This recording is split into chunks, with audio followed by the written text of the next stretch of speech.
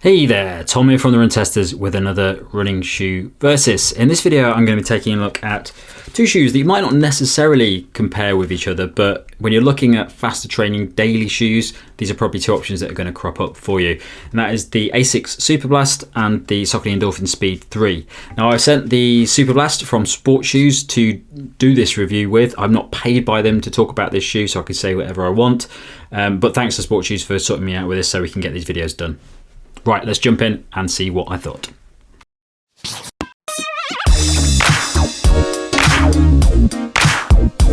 The Asics Superblast 3 costs £135 or $150. It weighs in at 237 grams or 8.4 ounces for men in a size 8, and the drop is 8mm.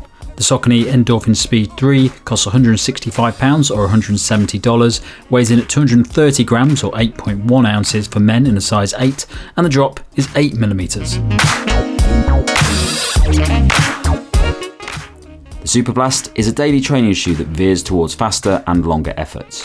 The midsole combines FF Blast Plus, the same foam used in the Nova Blast 3 and Magic Speed 2, and FF Blast Turbo, Asics Speed Focus cushioning used in the Meta Speed Sky Plus.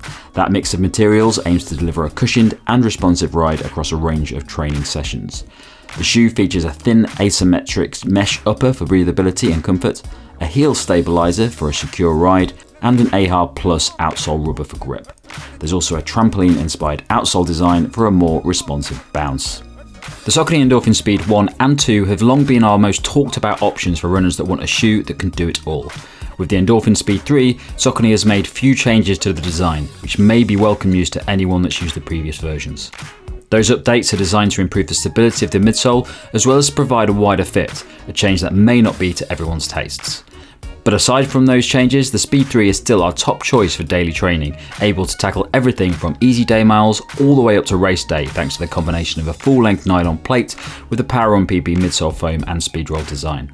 If you want to buy just one shoe for all your runs, or you need a training partner for a carbon plate option, it's a shoe that ticks all the boxes.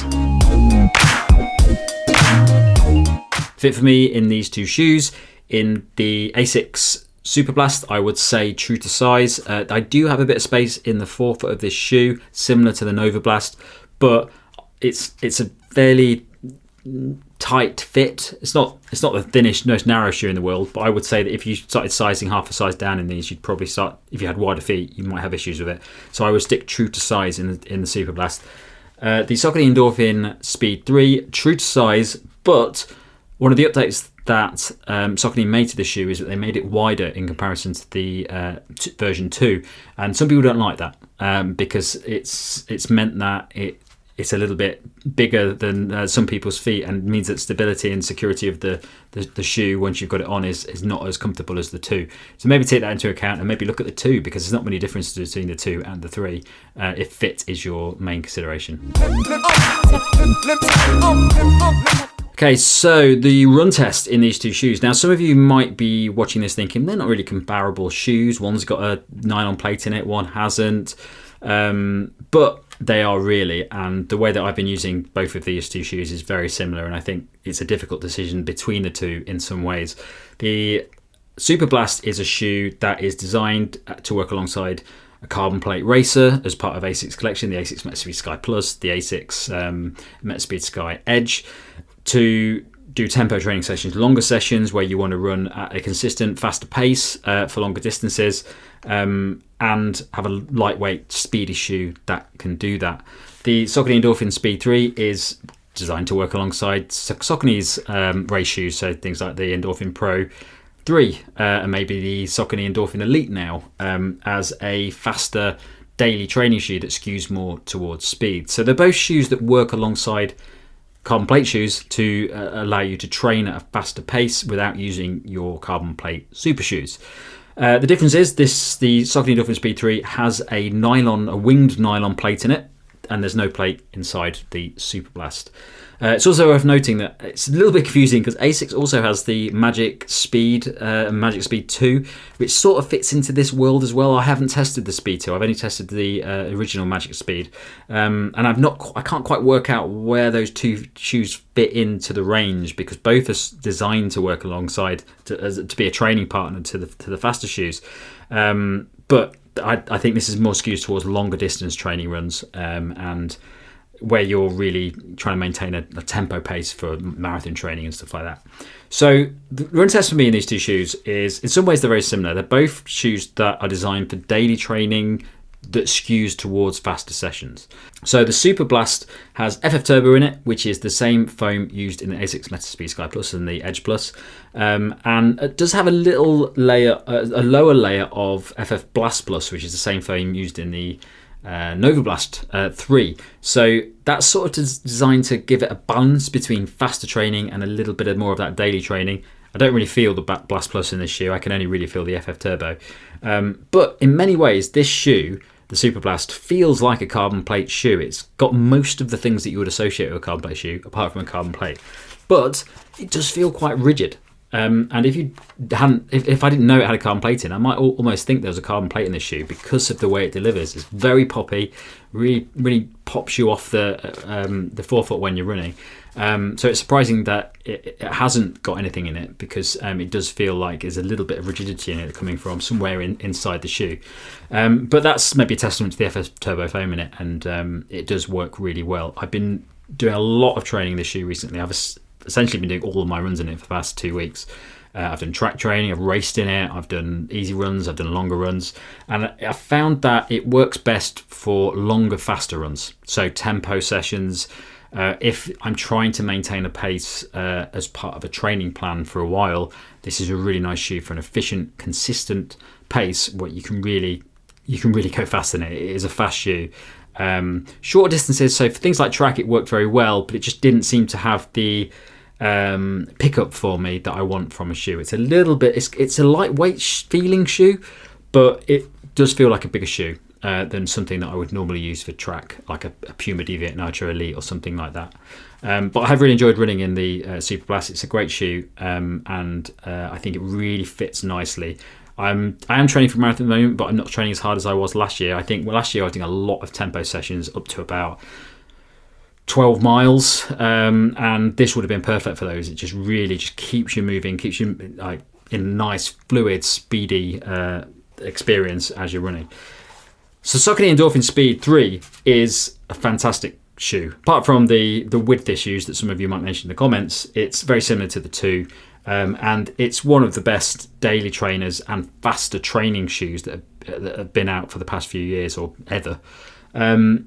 It's a shoe that skews more towards faster runs, but really can do anything. It's better than the Superblast when it comes to versatility. I've done slower, short distance, easy runs in this shoe, and it's been fine, like really good.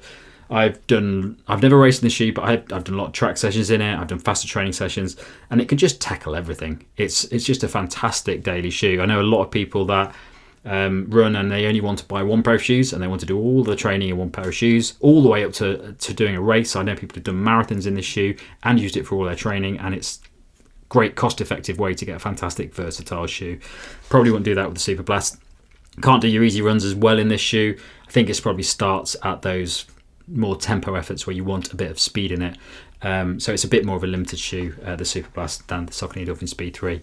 Other things I would say about these shoes is that the outsole on them is pretty similar in terms of the amount of rubber on there. I've had no issues with grip on either of these shoes. They've got quite a nice tacky rubber on the outsoles of these, so no issues at all.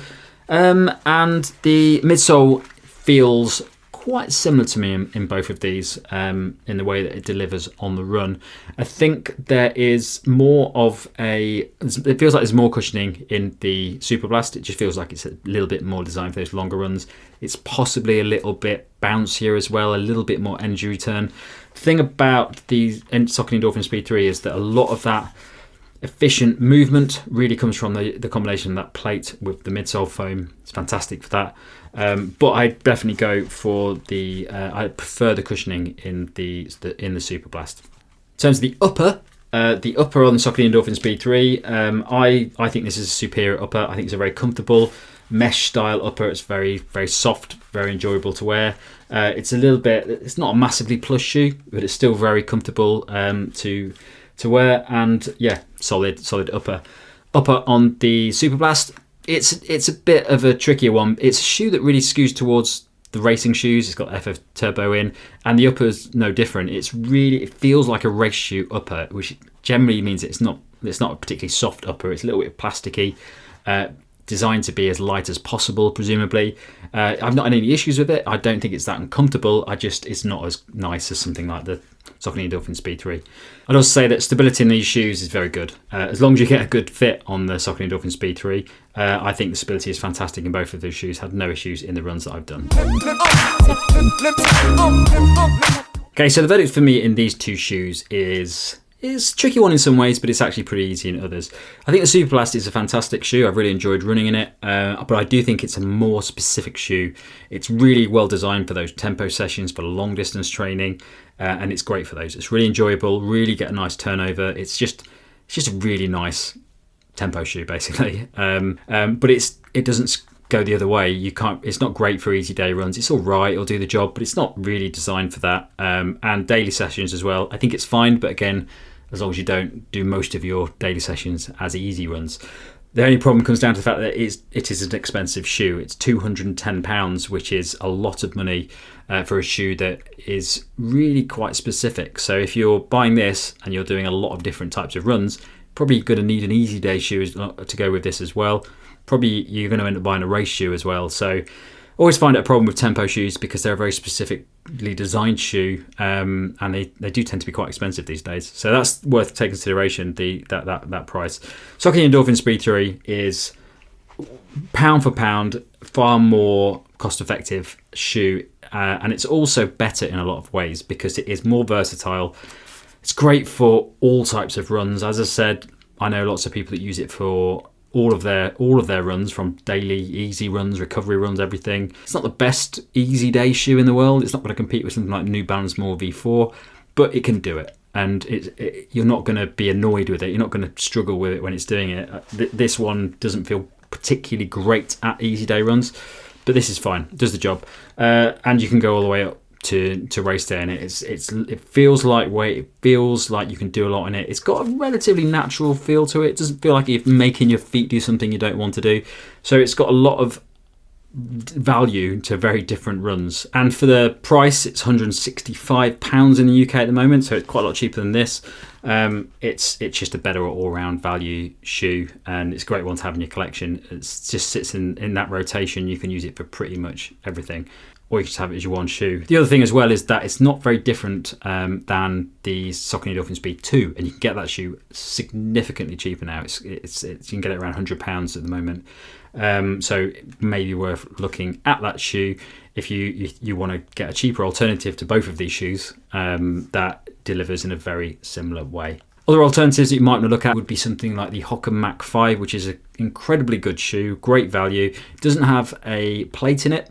It's there's less to it than these shoes. It's a little bit leaner, but that really helps it. It's a lightweight shoe, and I used that shoe for a lot of my Chicago Marathon training, so a lot of my tempo training, intervals, things like that. When I didn't want to be using a carbon plate shoe, I was using that, and that's a fantastic option to go for if you want something that does the similar thing to these shoes, but is a little bit more natural, doesn't feel as energetic and propulsive, but it does feel lightweight. So that's another option that you can go for.